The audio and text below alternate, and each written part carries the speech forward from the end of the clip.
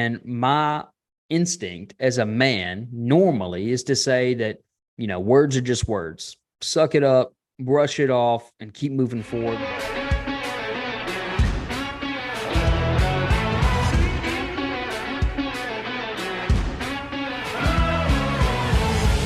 Welcome to the Men Over Mountain Project. I'm your host, Dalton Yateman, and here we band together to overcome life's most complicated mountains. Whether you are a father, husband, entrepreneur, or influencer, we find ways to take action and become a man over our mountains.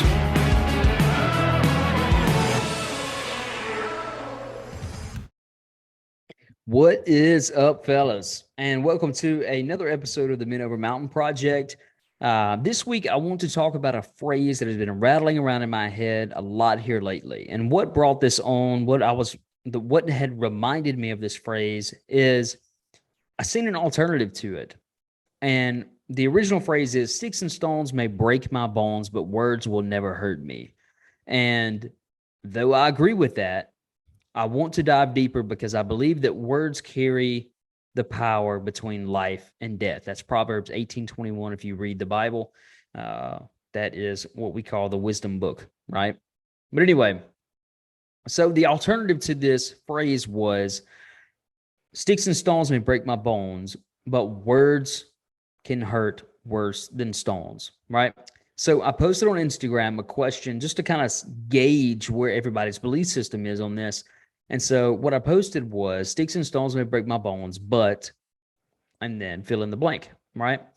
And to my surprise, the majority of people who responded in a way to where they, believe that words hurt worse than, sticks and stones, right? And my instinct as a man normally is to say that, words are just words. Suck it up, brush it off, and keep moving forward. But not everyone has that ability.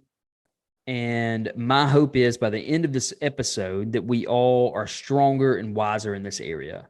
And I really wanted to dive deep because I wanted to understand, hey, is my perspective dogmatic? Is it right? Is it wrong? I want to understand why these people believe what they believe as well. And so when we break a bone, the pain is immediate. It's real, right? No matter how much you tell yourself that it doesn't hurt, it's going to hurt, right? It's reality. But how do words hurt? Some say that words hurt worse than broken bones and the pain actually just lasts longer, okay? But I believe that the only way that words can hurt that bad for that long is if we give those words the power, right? If we agree with those words for whatever reason, and we just kind of put them in my pocket and say, hey, I'm going to pull these out anytime that I feel good. I'm going to look at these words and I'm going to feel bad because I agree with them. All right. Maybe that's a little stretch, but I think we need to understand what words can actually hurt, because we know if you get hit with a stick or stones that you're going to bruise, you're going to have broken bones, you're probably going to get some cuts, you're going to bleed a little bit, you're going to understand that you're going to take some physical damage, right? But what do words hurt? They hurt our ego, they hurt our insecurities, they insult our intelligence, they degrade our identity, and challenge our confidence. And I'm certain that there's a lot more that they hurt, right? I'm not talking about the symptoms as much as I'm talking about the target, right? So in order for any of these things to take a hit, you must first value the words of the person that is attacking, right? Otherwise, it wouldn't matter at all. So say, for example, you are walking down the street on the way to work, and somebody who seems to be poor, doesn't have a job, a homeless person on the street's like, hey, your business jacket looks stupid, right? You're probably going to be like, I really don't value what you have to say, right? I don't think my jacket looks stupid. It's just your perspective, your idea. But then you're riding on an elevator with your boss to a business meeting, right? A boardroom meeting, and your boss says, hey, if I was you, I wouldn't have wore that jacket or something like that. You're probably going to take that a lot more to heart, right? Because you value what your boss is actually saying, and you value his perspective on things. You respect his perspective on things, right? Because it's actually going to reflect how he sees you and how others see you. But anyway, um, so what are some reasons that we would value what others say? Number one, we are insecure in the areas they are attacking, right? So it's something that we already have a preconceived understanding of that we feel like is a weakness in our life, right? Number two, you want to be accepted by that person. So for whatever reason, you have respect for that person, you see them as above you, somehow superior to you. You value their opinion of you. So it can be a family member, somebody close to you normally, or it can be just the leader of some punk group, that is popular at your school or whatever. You want to be accepted by them. You don't want to feel like an outcast. Number three, their words affect how others see you. They make you look weak, right? So if somebody's talking down to you in front of everybody, every time you are in those people's presence, they now have a preconceived understanding of who you are based on one person's perspective of you, right? And so now every time you're in that place, you're less confident. You don't feel like you even had a chance to get to know these people, or that they had to get to know you, because now you have been embarrassed, right? That's one reason why you value. You are afraid that somebody is going to slander your name. Number four, they are affirming what you have already been telling yourself in your head, right? So I believe that there are two ways that you can pursue negative self-talk. It can be constructive or deconstructive, right?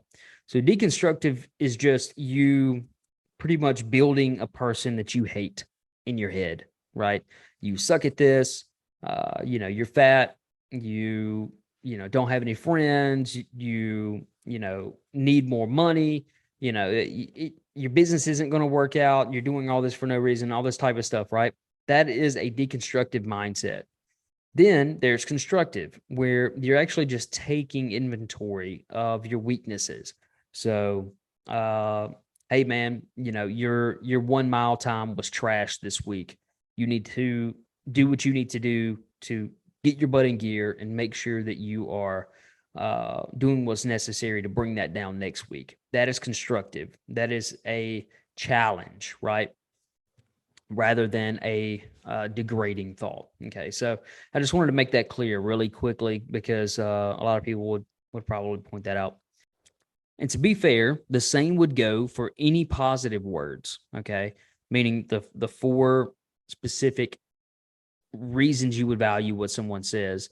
The right encouragement at the right time from the right person would change the direction of someone's life for the better. Right, I definitely 100% believe that. But why would it change? Why would positive words change somebody's life? Why would negative words change somebody's life? Because they valued and acted upon them, right? So my challenge to you is to value the growth opportunity. Okay. Um, Make sure that whenever you are in these situations, whether it be positive or negative, okay, that you hear the words and you put them on a shelf, right? Take the anger, take their emotion out of it, take a step back, take a breath, look at it logically and say, hey, can I grow in this area? Does this person have a point? Get your ego out of the way, get your pride out of the way, and say, hey, does this person have a point? I don't like the way that they're saying it to me, but that's their problem, right? Does this person have a point? But if you determine that a person is just being a jerk and there is nothing you can learn from this experience, there is really no reason to be hurt, right? Because there is no value for it. There's no value for you in it, right? I also want to encourage you to practice de-escalation practices, right? If you are going to make rational decisions, you need to be as calm and collected as possible. And you cannot de-escalate any situation until you yourself are calm. Okay. So practice calming yourself down in these scenarios, right? There's actually an acronym that I use with my kids now. I actually learned it like 3 weeks ago, 2 weeks ago, something like that. It came from one of my buddies' podcasts, The Business of Fatherhood, but it's called Q-tip. Quit taking it personal. Okay. So whatever people say to you negatively, quit taking it personal. Take it logical. Okay. Step back, analyze it, and see what you need to do in your life in order to avoid this situation again. Right. Don't be a jerk. Don't cut people off in traffic. You know, be honest with yourself. Okay. As leaders, fathers, husbands, it's our obligation also to apply these things in our life and be the example. Right. So, just to summarize, and I want to end it here, someone's idea of who you are does not make that reality. Okay. Value the opportunity for growth over the words that were spoken in anger. Fast forward the tape and think about how positive and negative scenarios can play out, and de escalate and evaluate ways to resolve the issue. So, yeah, you can be screaming back and forth at one another. That's not really resolving anything, right? You're not being calm enough to be honest with one another. You just want to win the fight. Okay. Take a minute, step back,